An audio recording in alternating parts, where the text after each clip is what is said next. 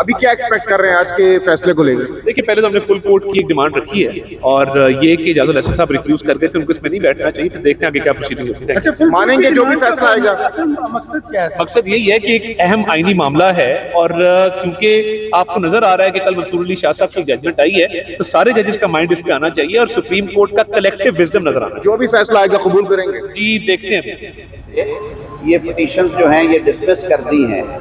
تو آج بھی جو پاکستان مسلم لیگ نون، پاکستان پیپلز پارٹی اور جمعیت علماء اسلام فضل الرحمان کے جو وکلاء ہیں جو کہ پہلی پروسیڈنگز میں بھی حصہ تھے، وہ آج پھر آئے ہیں اور وہ عدالت کے روبرو یہ مدعا اٹھائیں گے کہ اس معاملے کو حل کرنے کے لیے، ویسے تو یہ حل طلب معاملہ ہے، اس کو کسی فردر تشریح کی انٹرپریٹیشن کی ضرورت نہیں ہے۔ اب یہ یہاں ہو گیا ہے کہ جو اوریجنل فیصلہ تھا وہ 4-3 کی نسبت سے پٹیشنز جو تھی وہ مسترد کر دی گئی تھی، لیکن جو ابھی بینچ بیٹھا ہے ہماری یہ استدعا ہوگی کہ ادارے کی عزت، توقیر اور تکریم اور اس کی آزادانہ حیثیت کو برقرار رکھنے کے لیے فل کورٹ جو ہے وہ بیٹھے اور اس معاملے پہ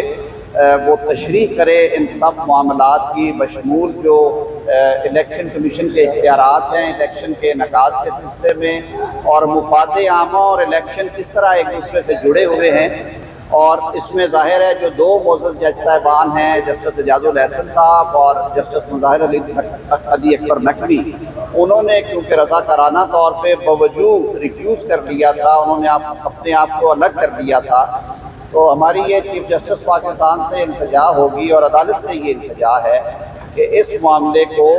اب یہ وقت ہے، ہم تو پچھلے 1 سال سے کہہ رہے ہیں کہ جو اہم قومی اور خاص طور پہ جو پولیٹیکل جن کے رخ ہوتے ہیں مقدمات کے، ایسی آئینی تشریحات جن کا ملک کی سیاست پہ اور عوام پہ گہرا اثر پڑنا ہو، وہ جو اجتماعی وزڈم والی بات ہے، یا جیسے پارلیمنٹ میں بات کی بلاول بھٹو صاحب نے کہ مصطفیٰ امپیکس میں جیسے کہا گیا کہ وزیر اعظم فرد واحد کے طور پہ فیصلے نہ کرے بلکہ فیصلے کابینہ کے ہونے چاہیے، کیونکہ جو ایک اجتماعی سوچ ہے، جو کلیکٹیو وزڈم ہے، وہی رستے نکالتی ہے اور اسے ہی صائب گردانا جاتا ہے۔ اور کل جو جسٹس منصور علی شاہ صاحب اور جسٹس جمال خان مندوخیل صاحب کا جو فیصلہ آیا، اس میں بھی انہوں نے اسی طرف اشارہ کیا کہ اگر آپ ادارے کی آزاد حیثیت کو، اس کی غیر جانبداری کو، فیصلوں میں شفافیت کو آپ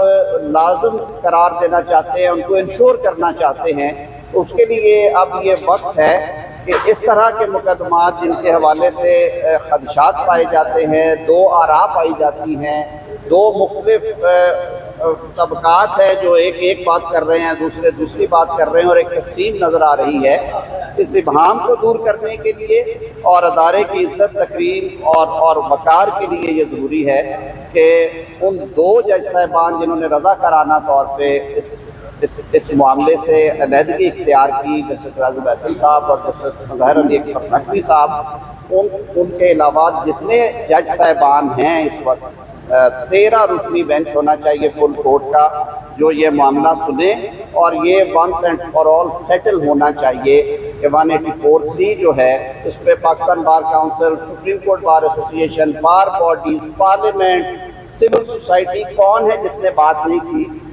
کہ 184(3) کے اختیارات جو ہیں وہ ایک طریقہ کار کے تحت آنے چاہیے اور اس میں ونس اینڈ فار آل یہ میٹر سیٹل ہونا چاہیے۔ بہت شکریہ۔